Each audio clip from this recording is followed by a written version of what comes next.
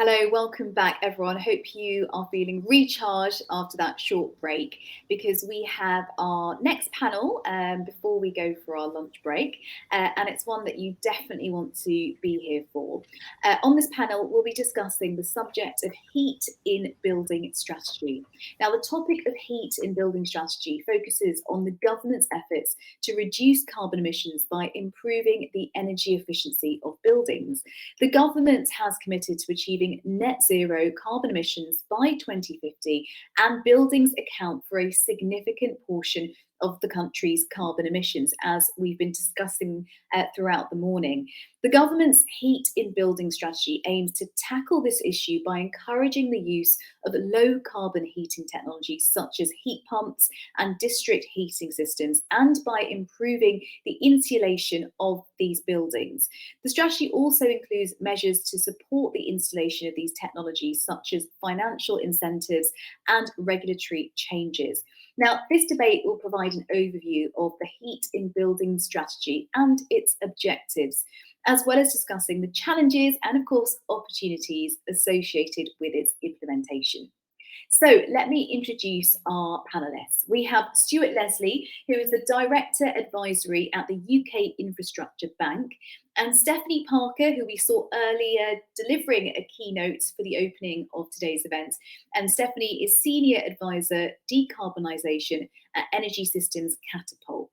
Welcome to you both. Now, please do keep using the Q&A function. We've had some fantastic questions throughout the morning, and I'll try my best to put those questions to Stuart and Stephanie during this discussion. So just to start off with, it's always great to hear in your own words, what you do and that connection to our topic really today. Let's start with you, Stephanie. Great, thanks, Geeta, and hi everyone. So, as you know, my name's Steph. I work at the Energy Systems Catapult, and we're an independent, not-for-profit, partly set up by government to help the UK transition to net zero. So we tackle the difficult problems and basically try and take a whole systems approach to getting the UK to where it needs to be. I work on the complex sites team, so predominantly looking at public sector buildings and how we can accelerate the progress of the public sector from where it is now to where it needs to get to. So I work across the Catapult with engineers, data scientists, digital experts to try and tackle difficult problems, including heat in buildings. So yeah, thank you very much. Thank you. And Stuart, what about you? Hi, good morning, everyone. So yeah, Stuart Leslie, I work at the UK Infrastructure Bank, and so the UK Infrastructure Bank was set up around 2 or 3 years ago now, with a real mandate to support both the private sector and the public sector in accelerating the pace at which the net zero transition can take place across the UK. We've got 4 billion to invest into the local authority sector, and that's the area of the bank in which I'm focused. So a lot of my work is working on projects with local authorities, really looking to identify some good ideas that are out there in the local authority community that we can provide project support on and help bring those projects through to fruition, but also help to ensure that those really good ideas are getting shared, and there's an element of evolution as to the extent to which those projects are then being built out across the rest of the local authority community. So we work closely with a number of authorities. We also work closely with central government departments and some of the grant schemes that are accessible to support authorities when they're looking to do works. But alongside that as well, we also lend directly into projects and into local authorities that are looking to carry out this sort of work, both in the heat and building space, but also across other net zero sectors. That's brilliant. Thank you, Stuart. So I think let's start with you, Stephanie. What did the recent CCC progress report say about buildings? Yeah, so as I mentioned earlier, the CCC recently put out an interim report sort of saying how the government's doing, and I just thought I'd pull out a few key points for context. So one of the key points that the government must address really is the role of hydrogen in heating. So at the moment, the government's saying it will make a decision in 2026 about hydrogen for heating. And basically the CCC is saying it needs to get on with that, and that huge uncertainty is stopping progress. We know that air source heat pumps and heat pumps in general will be a big part of heating buildings in future, but the uncertainty about how much of a role hydrogen will take is really getting in the way of the market growing. So that's really key. Then on heat pumps themselves, the CCC reckon that the rate of installation is only 1/9 of what it needs to be to meet the government's own target of, I think, 6. Oh, I can't remember the number off the top of my head, but there's a definite target for rolling them out, and we're just not going fast enough. And there's lots of reasons that people will be familiar with: the high capital cost of installing a heat pump, concerns about whether they're suitable for all buildings, and really getting consumers on side. A couple of other things is that non-residential buildings, so the commercial and industrial buildings, offices, factories, etc., the CCC is saying there's a concerning policy gap, and there's not enough action there from government to really drive energy efficiency or heat decarbonisation. And finally, on the public sector, very keen to see schemes like the Low Carbon Skills Fund and the Public Sector Decarbonisation Scheme continue. So, they've been really successful schemes, almost too successful, with, oversubscribed, not enough money available for those public sector organisations. So I think there's quite a lot for the government to chew on there, and the overall message is, we need to be more ambitious and move much faster. Great, thank you, Stephanie. And if there's anything that Stephanie's saying that you want to probe further in, please do put your questions in the Ask Your Question box. And I do remember actually, I think it was our first discussion, there was a question around heat and a sort of skepticism around hydrogen and when that might, you were talking about that, when that might actually be more information on how hydrogen will be used for heating. But Stuart, let me bring you in. The UK Infrastructure Bank, how are you supporting local authorities when it comes to addressing their heat in building challenges, really? So there's a number of ways in which we're doing that, and actually it was interesting to hear you talk about public sector decarbonisation scheme, because one thing that you'll see has been announced today is actually we're looking to create a partnership with public sector decarbonisation scheme in the phase 3C that's getting rolled out later this year, where actually there's a referral recommendation for authorities that are looking to take a grant under the scheme, that we're very much open for business to provide some of the additional funding that's required to either provide the match funding for those projects, but also to think about expanding the scope of those projects beyond just what public sector decarbonisation scheme is able to fund. But really, a lot of our work is based around trying to identify really where there are some good replicable models being developed in the market, encouraging some private sector investment into the sector, because I think that's a real challenge at the moment, is that there's a really heavy reliance on grant funding, on subsidies, and a lot of that is just, at the moment, the market it's quite in some ways an immature market, in that the return on investment is low, and for a lot of the measures that you might look to do to improve the carbon footprint of a building, the value that is created as a result of doing that, under the current policy frameworks that we have, that isn't driving sufficient economic benefits to really incentivise the private sector to invest in that. So we're looking at thinking about how we can develop solutions that potentially longer term can really start to accelerate some growth in this sector, and to try and do two things really: either make the grant monies that are available through some of the schemes like the Public Sector Decarbonisation Scheme or Social Housing Decarbonisation Fund, make those go further, or indeed think about how the market can evolve so that there's much more opportunity for private sector investment, and therefore less reliance on I suppose money that comes directly from government, and therefore creating as well the ability for projects to be done on an ongoing basis rather than on a bit of a stop-start basis, depending on when those grant programs are open or shut. That's brilliant. Thank you, Stuart. And actually, we've got some questions coming through, so I'm going to start to put them to you. And I guess this one's just following on from what you're talking about, Stuart. It's specifically about your work. Paul asks, are Infrastructure Bank match funding under the PSDS 3C? Is this available to universities or higher education as well? Yes, so we have so the way in which the bank operates, there's two sides to the bank. There's the local authority side and then the private side, where we lend into private entities. The majority of our balance sheet actually is available to the private side. So we've got 18 billion of capital to put to work in that side of the bank.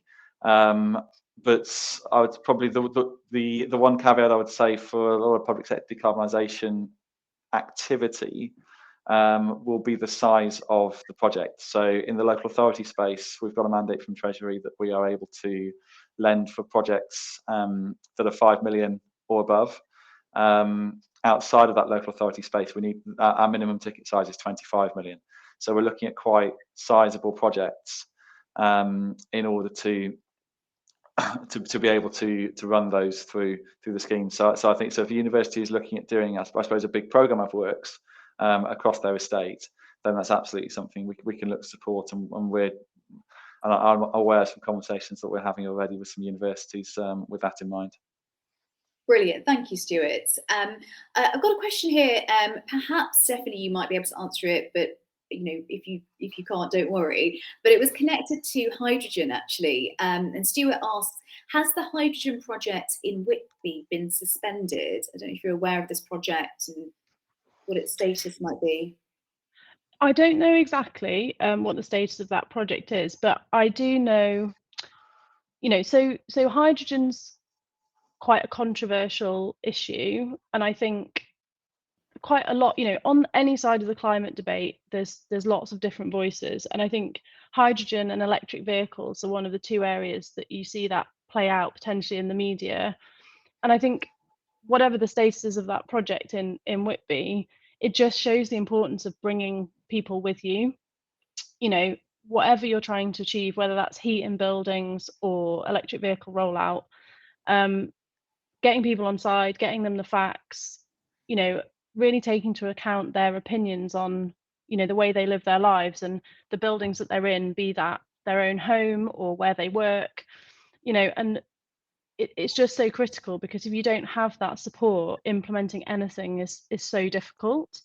And I think we saw that particularly in the Modern Energy Partners programme, where, the Catapult and industry had a go at decarbonising Ministry of Justice, Ministry of Defence and hospital sites. Now, they're all operational for very good reason. They've got patients in them 24-hour days, or they're a live military site. So, there's what's technically feasible for a building, how you can decarbonise it, the best options. But then there's actually implementing that in the real world when you're dealing with a building that's got, a function that it has to fulfill.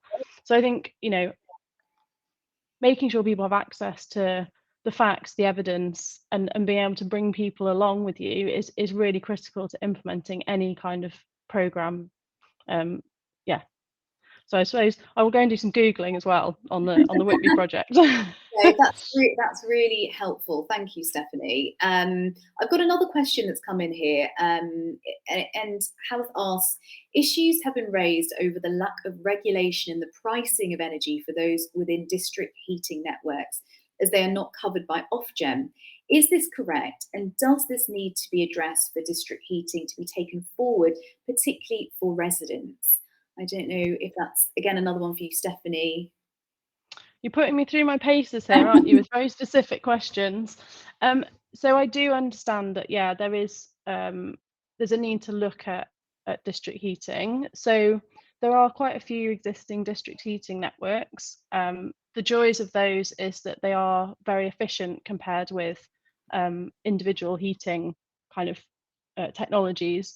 A lot of those are not yet on a low carbon heat source, so they're running off a fossil fuel source, but that can be changed in the future. So again, I think the CCC talks about the pathway we need to take and how much district heating is needed in their sort of balanced pathway. So yeah, there are regulation issues. I understand that this case. I don't know the detail, I'm afraid, but yeah, that's definitely something that will need to be sorted if we're going to have the amount of district heating that we need to kind of meet our energy needs out to 2050. I don't know, putting Stuart on the spot now, have you done anything on the district heating side, because they're often obviously larger projects, aren't they? Oh, you're on. I think you're on mute. You're on mute, Stuart. Oh, sorry, I'm on mute. Okay, yes. So yes, we have, and we've done a number of already around authorities that are looking at putting district heating networks in place, or indeed where they've got existing networks and are looking to expand those. We've also set up a partnership with the Green Heat Network Fund to look at providing, again, some similar to what we're looking to do with the PSGS scheme. We do something similar there, whereby we provide some funding for projects in the heat network space. But I think that there's probably a bit of a wider point here too, around just when you think about the heat network in the context of the overall energy requirements of a community. One thing that we're spending, I think, a bit more time on at the moment now is really thinking about how the heat network and the building decarbonisation requirements as a whole fit into overall local area energy planning, and kind of the portfolio management approach of bringing projects forward, and how the prioritisation of projects comes through. So there's a couple of areas in the country where we've looked at, I suppose, not just where the heat network is now, but where that heat network is likely to go in the next 5 or 10 years, and thinking about then where in that area, where in that city you might look to take on different kinds of building decarbonisation projects, recognising that there's heat network solutions that will be playing into certain different areas and certain different communities, depending on where those heat sources are, and just doing some of that mapping. So I suppose there's that piece there that's a bit of an overlay, and we won't get into. I'm not a heat network specialist, so I won't get into the debate around zoning, but I'm aware that that's a key topic there too.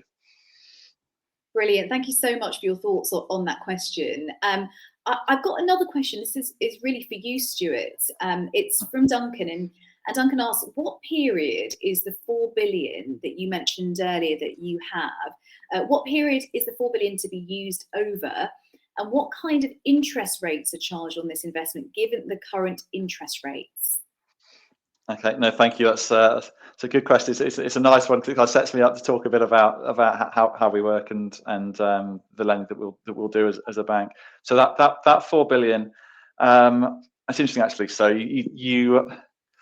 a lot of the way in which that 4 billion has been talked about publicly is that it is a kind of a finite number that is distributed, given to authorities to spend.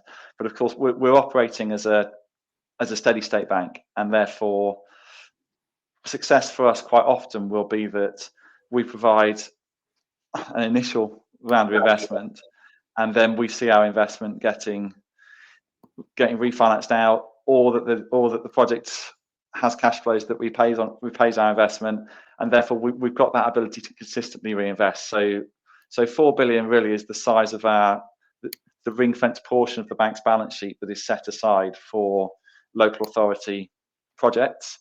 I think in terms of the ramp up to being at a point where we are mature as an organisation, and we've got most of that money lent in its first iteration, we're probably looking at a 3 to 5 year window for that. But then we'll obviously as well see repayments and a lot of that money being returned to us over time, and therefore the opportunity for us to continually reinvest over the longer term. And I should say as well, the borrowing that we do is we offer that on very long tenors, so we can match that to the life of the project, to the useful life of the asset that is being funded, and indeed to the cash flows that are being generated. And then in terms of price, we are priced inside PWRB, so we're 20 basis points below PWRB. And in addition to being able to offer that, we can also provide some more flexibility around aligning repayments to first cash flow generations coming in, recognizing that from a project finance perspective, your annuity cash flows don't necessarily start at the point at which you want to first draw down funds. So that's probably, I should say, that's our pricing setup for local authorities. It's a bit more bespoke, and there's a credit process if you're outside of the local authority environment. But generally, we're trying to stimulate market demand, crowd in private finance for the longer term.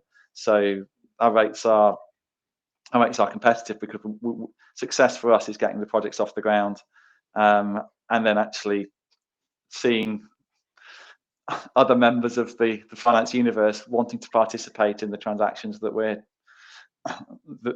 initiating. So then we can recycle our capital into other good new ideas that we see out in the market. Brilliant. Thank you so much, Stuart. That's such a comprehensive answer there as well. And thank you for that question. Stephanie, just moving to you for a moment. What did the Modern Energy Partners Programme learn about decarbonising the public sector estate? Yeah, sure. So to focus in a little bit more now on kind of public sector buildings themselves, the Catapult's been working in this area for a number of years, and the Modern Energy Partners Programme was kind of the first step of that, where, as I said in the previous question, we went out and worked with the big public sector emitters of the defence, justice and the NHS, and had a go at these projects. I think some of the key learnings were, we probably suspected that there were going to be kind of technical barriers and skills and capability gaps around heat decarbonisation, but we also encountered lots of other barriers that perhaps were less easy to predict. So one of the biggest ones was around governance and kind of getting projects through internal processes, which maybe not that surprising, but I think the extent to which the project struggled with those in cases was quite dramatic. And in some cases, it took us 2 years to do relatively simple projects like replacing LED lighting in those operational settings. So it gives you an idea of, like, if you're getting grant funding or you've got funding agreed from a particular source, like the scale of effort that needs to deploy it, even on quite simple approaches. We also found that understanding heat decarbonisation kind of as a whole building and a holistic approach is really important, which is why we really support the kind of low carbon skills fund that allows people to get that heat decarbonisation plan and to really plot out their route for a particular building or set of buildings, so that they can start to move into kind of feasibility and design and getting the kind of projects really clearly spec'd. All of our learning's gone into our guidance, but one of the things we're trying to do now with the guidance is really give people more guidance on how they do things. So if you get a contractor in to do you a heat decarbonisation plan and you're not a technical expert yourself, how do you either make sure your team has that technical expertise, or how do you challenge that consultant to make sure that the plan is robust and deliverable and going to deliver the benefits? Because without that, you won't get through the business case process. So I think that's, actually, as always, actually having a go at something is the best way to learn about it. And then we, like we say, we've tried to kind of distill that down into kind of a best practice approach that public sector organisations can use on their buildings. So I hope that's helpful. Do like check out our website. That's brilliant. Thank you, Stephanie. Thank you so much. And I've just seen a kind of comment/question that's come in, so I'm going to read it. And I guess it's kind of building on this idea that alongside long-term projects, there are short-term wins that can be made around heating. And Sonia says, as has been previously noted, some of the returns on investment for new heating systems is very long. have the quick wins, e.g. reducing use of power in common areas of blocks of flat by more efficient and not excessive lighting and other communal facilities. Some flats have communal area heating, have been considered, e.g. reducing the need for power rather than trying to generate it in a low carbon manner. Householders are very effective at minimising their power use inside their homes, but landlords, managing agents may not be considering this. I just wondered if, what you make of those points raised. Yeah, I mean, I would agree. I think, the first step to energy efficiency is monitoring and understanding what you're using and where you're using it, and ultimately who's got responsibility for that energy. Because as you say, as a homeowner, you know where your energy's going, and most people with the prices as they have been or are currently are very conscious about that. But there aren't the incentives necessarily there for other parties. So, looking at commercial and industrial buildings for a minute, the government hasn't responded to a consultation about tightening energy efficiency standards, where they propose to tighten them to what's called an EPC, so an Energy Performance Certificate Band B by 2030. So government consulted on that. It hasn't really committed to it, and I think these are some of the things that the CCC are calling for, renewed commitment on, to make sure that businesses, landlords, etc., are kind of on the hook, I guess, for what they're responsible for, and are not just kind of not caring and then passing on the cost to businesses or homeowners. So yeah, I would completely agree with that. Brilliant, thank you. And if I can just maybe just add a point there, I think there's a that it plays into a wider point around establishing a really good understanding of the baseline of what is that building doing now and how is it being used, and I think to understand the impact and the ability for a project to deliver cost savings and to really understand those savings. Almost the first step in that is to identify from a series of key data points actually what is being used, how is it being used, and to the questioner's point, actually, what are some of the quick wins that you can achieve some behavioural change before actually you've got any capital investment being undertaken. So I think it's a really good point. But yeah, so that baseline of your starting point of your data, and actually how much you can refine that. Yeah, it's a really important first step. Thank you, and thank you so much for all our questions. We're basically coming to the end of this session, so I thought it might be nice just to wrap up with each of you sharing, what you see to be the biggest opportunity currently from your perspective on this topic. Stephanie, what would it be for you if there was that kind of message that people could take home from this conversation? So I think, maybe I would say this as an ex-government official, but we really need to get the government to hear about, I think personally, and this is just my personal opinion, the role of regulation.